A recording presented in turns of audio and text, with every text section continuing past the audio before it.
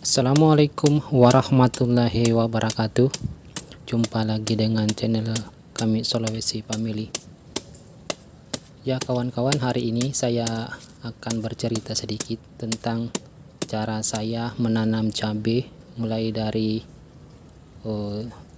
penyediaan media tanam, pemeliharaan, sampai menghasilkan buah, dan kendala-kendala apa saja yang saya dapatkan dalam belajar untuk menanam cabai ini. Untuk media tanam, saya gunakan biasanya media tanam yang sederhana saja. Biasanya saya gunakan daun-daun kering atau kedebok pisang yang saya cincang halus-halus, kemudian saya campur dengan tanah dan saya masukkan ke dalam karung. Nah, khusus untuk gedebok pisang ini kawan-kawan, mungkin lebih bagus kita komposkan dulu, kita masukkan ke dalam wadah dan kita simpan kira-kira kurang lebih sebulan, lalu kita campurkan untuk media tanam. Tapi itu tergantung dari kita masing-masing.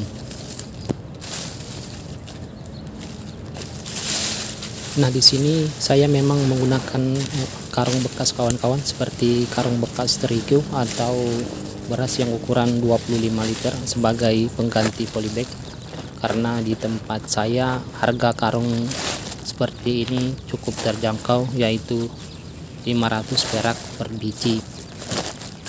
Dan untuk pengisian karung, biasanya saya isi media tanam ukuran setengah ke atas kawan-kawan, atau kira-kira 3/4 atau paling sedikit setengah dari karung saya isi dengan media tanam.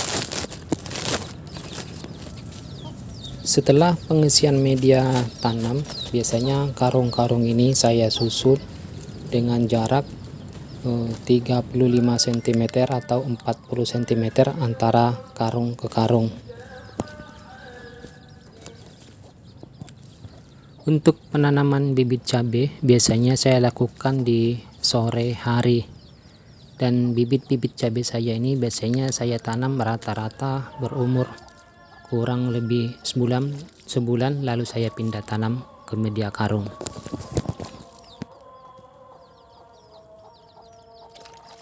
Untuk pemupukan biasanya saya mulai kira-kira 10 hari setelah tanam, dan pupuk yang saya gunakan adalah pupuk NPK.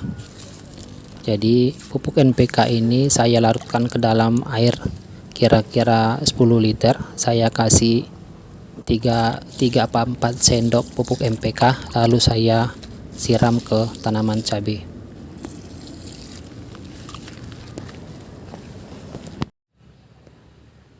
Dan ini hasilnya kira-kira 25 hari setelah tanam.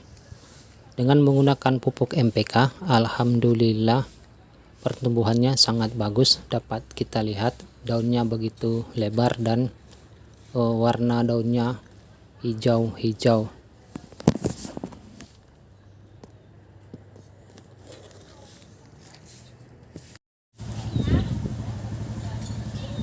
Pada saat tunas mulai tumbuh dari ketiak daun, saya sudah mulai mengadakan pemangkasan pucuk guna merangsang pertumbuhan tunas-tunas baru pada ketiak daun.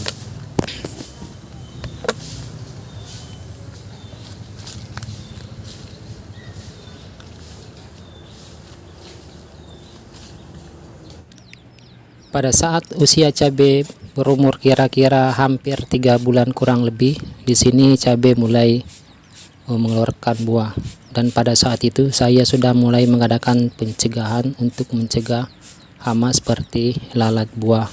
Biasanya saya menggunakan bahan-bahan organik seperti bawang merah, bawang putih, atau serai. Nah, pengaplikasian bahan-bahan seperti ini memang tidak terlalu efektif, tapi paling enggak dapat mencegah lalat buah, karena lalat buah tidak terlalu suka dengan bau bahan-bahan tersebut. Dan di samping itu saya juga biasa menggunakan kapur barus yang saya gantung di pohon-pohon cabai saya.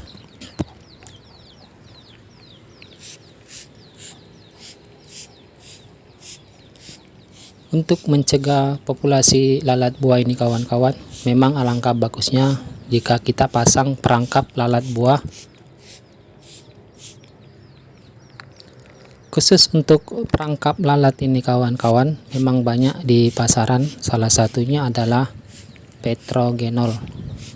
Dan untuk pemakaiannya biasanya saya lakukan atau memasang perangkap agak jauh dari tanaman cabai saya, karena sifat dari Petrogenol ini adalah mengundang lalat dengan baunya, karena lalat buah senang dengan baunya lalu kita tangkap atau kita perangkap. Jadi ini salah satu untuk mencegah penyebaran lalat buah.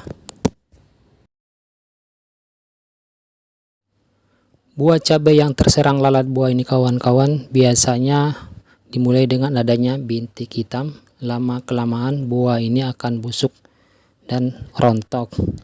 Jadi khusus untuk buah-buah yang rontok ini atau yang udah terserang lalat buah ini, sebaiknya kita kumpulkan dan kita masukkan ke dalam air agar telur-telur lalat yang ada dalam cabai tidak jadi atau mati.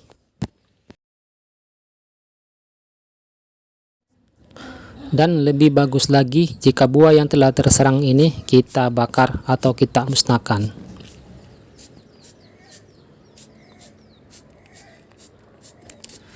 Demikianlah pengalaman singkat saya kawan-kawan tentang menanam cabai dalam karung bekas. Mudah-mudahan Anda manfaatnya. Saya akhiri dengan wassalamualaikum warahmatullahi wabarakatuh.